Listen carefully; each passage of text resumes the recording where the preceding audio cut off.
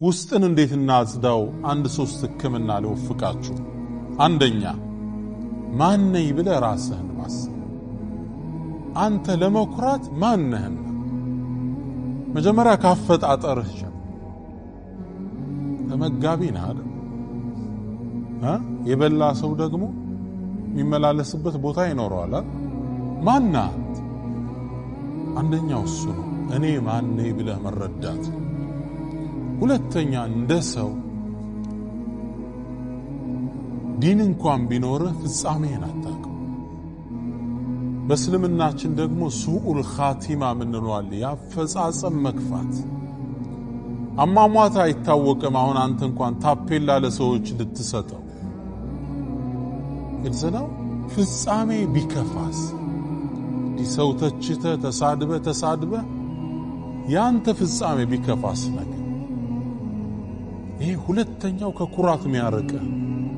እኔ አንድ ልጆች አውቃለሁ፣ የተወሰኑ ወጣቶች ገና በወጣትነታቸው ኤጅ ላይ ጀማዓት ተክፊር ገቡ።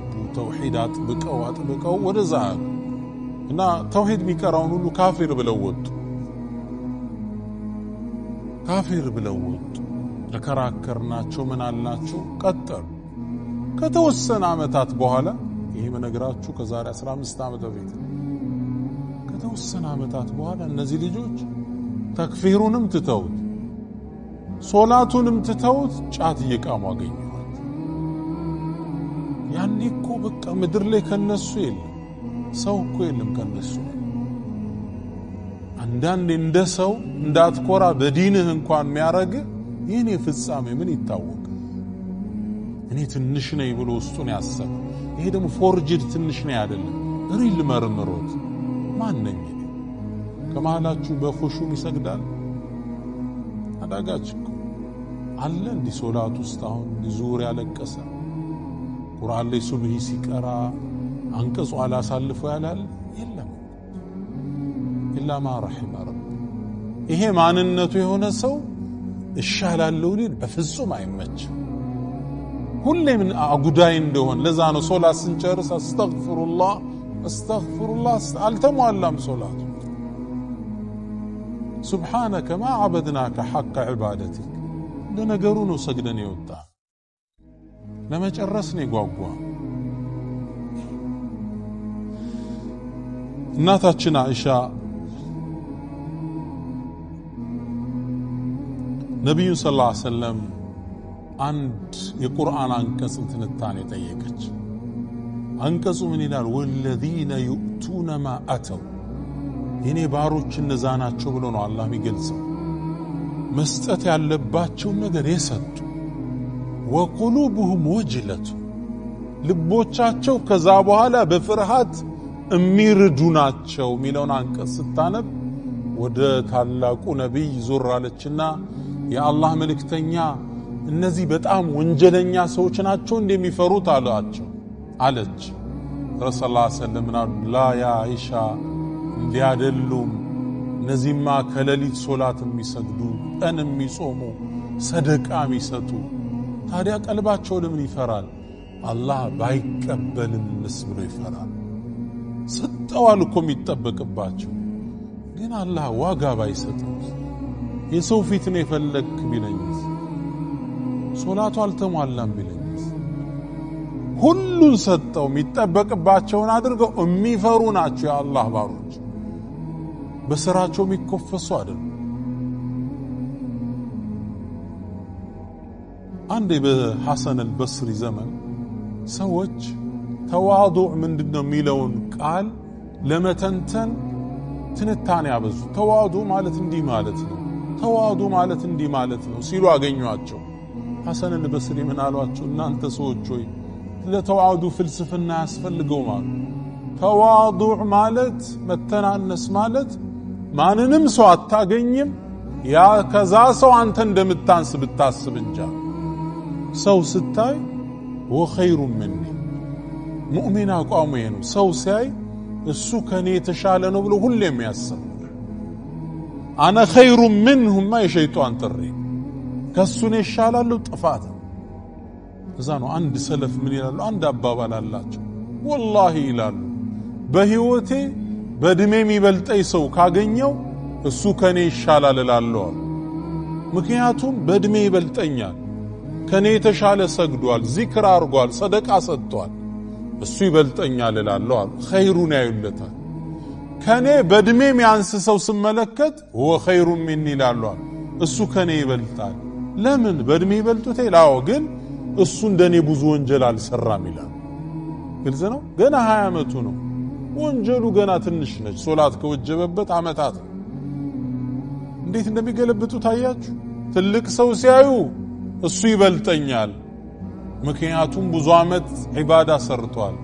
ትንሽ ሲያዩ ደግሞ ይገለብጡትና እርሱ ከኔ ይሻላል፣ ምክንያቱም ከኔ ያነሰ ወንጀል ነውና ያለው። ስለዚህ ወዳጆቼ በየትኛውም የህይወት ጉዟችን ላይ ራሳችንን ዝቅ እናድርግ ነው የዛሬ ትልቁ መልእክቱ። ውስጣችንን እናጽዳው፣ ስብር እናድርግ። ያኔ አላህ ተውፊቅን ይሰጠናል፣ ያኔ አላህ ስኬትን ይወፍቀናል። ኢንሻአላህ ራሳችን ለማሰብ ዝግጁ ነን። ከራስ ጋር ለማውራት ቁጭ ብለን ወረጁሉን ذكر الله خاليا እንደተባለው ቁጭ ብለን ነፍስን መመርመር። እኔ ይሻላለሁ የሚል ስሜት አለ ነው? ውስጤ በሕስድ ተሞልቷል ወይ? በሕቅድ ተሞልቷል ወይ? የዲን መኮፈስ ውስጥ ያለ ነው? እኔ ናጂያ ነኝ፣ እኔ የተሻልኩት የሚል ስሜት አለ ነው? ለአላህ ብሎ የተናነሰ ፍጻሜውን አላህ ያሳምረዋል። እኔ ወዳጆቼ አላህ ውስጣችን ያጽዳል። ለስኬት ምንጣቸው ውስጥ ሲጸዳ ነው። ሐቂቃ ስለሌላ ርዕስ ማውራት ይቻላል፣ ውስጥን እየረሳ ነው። ሶስተኛው ሌላው ላይ እንዳትኮራ፣ ሌላው እንዳታሽሟጥጥ ያረግህ አንተ በሰዎች ላይ የምታሾፈውን ነገር አላህ አንተን ቢፈትንስ በዛ ጉዳይ ምን ዋስትና አለ? አንድ ሼኽ ነበሩ ቁርአን ተፍሲር ካቀሩኝ ውስጥ እና በሰው ላይ በማሾፍ ላይ ተጠንቀቅ ብለው ልጅ እያለው ነው የመከሩ። 10 ምናምን ዓመት በፊት አንድ ያሉ መስጂድ ውስጥ ጋር በጣም ጠንካራ ናቸው፣ ዒባዳ ላይ ሱና ላይ ተውሂድ ላይ ጥብቅ ናቸውና አንዴ መስጂድ ገባሉ። ልሰግድ ስል ከጎኔ አንድ ሰው ሊሰግድ ቆሞ እና አላሁ አክበር ብለህ ነው የምትገባው። ንያ በቀልብ ነው፣ ሶላት ላይ ጾም ላይ ነው፣ በድምጽ ወይም ሐጅ ላይ ነው የምትነየው። ከዛ ይንተባተባ ነይቱ ኡሰሊ ዙር 40 ረካ ምናምን የሚሉት አለ። በቀልብ የሚባለውን ሰው ባፉ ይለዋል። ይሄን ይደጋግመዋልና ተክቢራ ማለት አልቻለ። አሰለቸኛ። አሁንም ልልስል እሱም ይላል በቃሉ ረበሽኝ። አንተ ይሄን ነገርህን ተውና ተክቢራ አርግ ግባ አልኩት። ድንግጥ አለና አላሁ አክበር ብሎ ገባ። በጣም ተበሳጨቼ ቤቴ ገባሁ። አይደርስ የለም መግሪብ አዛን አለ። ሶላት ልሰግድ መስጂድ ተክቢራ ልልብል ማለት አልቻልኩ። እንደዛ ሰውዬ መደጋገም ጀመረ። እንዴት ልበልስ ተክቢራ ላርግ? እንደገና ወደ አላህ ተዋድቄ አልቅሼ ጌታዬ ቅርበለይ ብያፌም ፈተው አላህ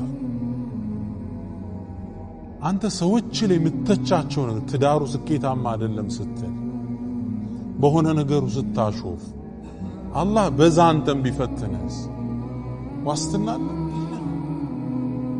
እዛ ነው ከኩራት ሙእሚን ይጠበቃል። በሰው ከማሽሟጠጥ ይርቃል።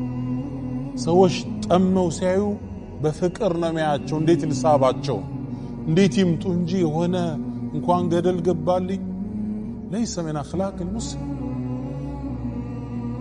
አራተኛው ኩራት ሲሰማ ነፍስን መሬት አውርደህ ልኳን ማሳየት ይተበቅባል። ሰይድና ዑመር ኢብኑ አልኸጣብ አንዴ በጣም ፀሐይ በሆነ ወቅት ከቤታቸው ወጡና አሰላቱል ጃሚዓ፣ ይሄ በአረቡ ትውልድ ያኔ ለትልቅ አጀንዳ ህዝብ ስትጣራ አሰላቱል ጃሚዓ ሰሃባው ከየቤቱ ወጣ። በዛ ፀሐዩን ታውቁታላችሁ የአረቡ ወጣ ቆመ። እንደ ቆመ መልእክት ሊያስተላልፉ ነው። ጦርነት ሊያውጁ ይሆን? ሰሃባው ጆሮውን ጣል አድርጓል። እኔ እኮ አሉ አሁን ኸሊፋ ከመሆኔ በፊት የሙስሊሙ ዓለም መሪ ከመሆኔ በፊት ሳንቲሞች እየተሰጡኝ ለነገሌ ቤተሰቦች ፍየል ጠብቅ ነበር አሉ። ይችን ተናገሩና ተመልሰው ቤታቸው ገቡ። ሰው ተበተነ። ሰይድና ዓሊ ተከተሏቸው። የአሚር አልሙእሚኒን ምንድነው ያረከው? ራስን አዋርደህ እኮ ነው የተመለስከው አሏቸው። አዎ ያ ዓሊ ያሉት ቤት ቁጭ ብዬ ሳንሰላስል ነፍሴ ኩራት ተሰማት። ዑመር አሁን እኮ ያገር መሪ ሆንክ፣ የኡማው አስተዳዳሪ ሆንክ፣ ምድር በእጅህ ገባች። ሩምና ፋርስ እኮ ይፈሩሃል። ማን አለ ካንተ የበለጠ አለችኛ። ወጥቼ ህዝብ ፊት ላዋርዳት ፈለግኩ። አየኸው እንዴት እንደሚሰብሯት ክስክስ አምጥተው። ቀድ አፍለሐ መን ዘካሃ ማለት እኮ ስኬታማውን ያጸዳት ሰው እንዲህ ስትወጣ ሰፍሮም ይጥላል። ደጋጎቹ ከውስጥ ጋር ነው ጨዋታው። ሁሌም ትግሉ ውስጥ ጋር ነው እንዳይበላሽ። እሷ ማጽዳት አለባት፣ እሷ መጽዳት አለባት። ኺታም የሚያምረው ያኔ ውስጥና ውጪ ያልተቃረነ ሰው ስትሆን። አላህ ሁላችን ይወፍቀን። ሐቂቃ ለራሴ ያዘጋጀሁት ፕሮግራም ነው። አላህ ውስጣችንን ጽድት ያደርግልን። ስለዚህ ለተዋዱዕ ከሚረዳን ውስጥ ኺታምህን መፍራት፣ በዛ አላህ እንዳይፈትንህ መጠንቀቅ፣ አንዳንዴ ደግሞ ወርደህ አውጥተህ ክስክስ ቀልብህን ማድረግ፣ ማንነትህን መረዳት ነው። ይሄን እንግዲህ በዳዕዋ ቋንቋ ወይም በአህለ ስሉክ በቀልብን በሚያጸዱ ሰዎች ቋንቋ ተኽሊያ ይባላል፣ ማጽዳት ይባላል። ከዚህ በኋላ ምን አለው? ተሕሊያ እንለዋለን፣ ማስዋብ። ሽቶ ልብስ ሳይታጠብ እንቀባለን። መጀመሪያ ልብሱ ንጹህ ልብስ ከለበስነ በኋላ ሽቶ እናረጋለን። ከሽቶ በፊት ልብስ መታጠብ አለበት። አሁን ምሰጣችሁ እሱ ነው። የኩራት ተቃራኒ ምን ይባላል? ምንድነው የምንለው? ድምፅ አልተሰማኝ። መተናነስ በአረበኛ ምን እንለዋለን? አተዋዱዕ፣ ዝቅ ማለት፣ መሰበር ማለት፣ ራስን በትክክል አሳንሶ ማየት። የፊዚካሊ ምናምን ሳይሆን ከውስጥ ሪሊ ሰዎች እንደሚበልጡ ማሰብ፣ ሁሉም ካንተ የተሻለ እንደሆነ ማሰብ።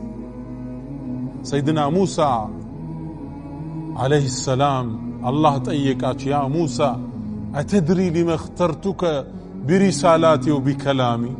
ሙሳ ለምን ከፍጡራን ሁሉ እኔም በማናገር እንደመረጥኩ ታውቃለህ አላቸው። ያ አላህ እኔ አላቅም አሉ። ሙሳ አላቸው የፍጡራንን ቀልብ ሁሉ ተመለከትኩታል።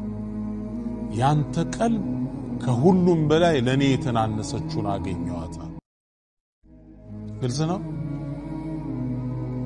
ቀልብ ለአላህ ስብር፣ እኔ ትንሽ ነኝ፣ እኔ ፍጻሜ ምን አውቄው፣ እኔ ምን ዋስትና አለኝ የሚልን ልቦና አላህ ሲይዝ የአላህ እርዳታ ከሱ ጋር ይሆን። ሙሳ ይባላል አለይሂ ሰላም ከማንም ሰው ጋር ይቀመጥም ያ ሰው ከሱ የተሻለ እንደሆነ ቢያስብ እንጂ ይላል። ግልጽ ነው። ይሄ ነበር ባህሪያቸው። ነብዩ መሐመድ ሰለላሁ ዐለይሂ ወሰለም ይላሉ ኢነላህ አውሃ ኢለይ፣ አላህ እኮ ወደኔ ወህይን አወረደ፣ አንተዋضዑ፣ እርስ በርስ ተናነሱ፣ ሐታ ላ የፍኸር አሐዱን አላ አሐድ፣ አንዱ ባንዱ ላይ ጉራ እንዳይነዛ ተናነሱ፣ ስብር በሉ። በሌላም ሐዲሳቸው ላይ መን ተዋضዐ ሊላህ፣ ለአላህ ስብር ያለ ረፈዐሁ አላህ ከፍ ያደርገዋል።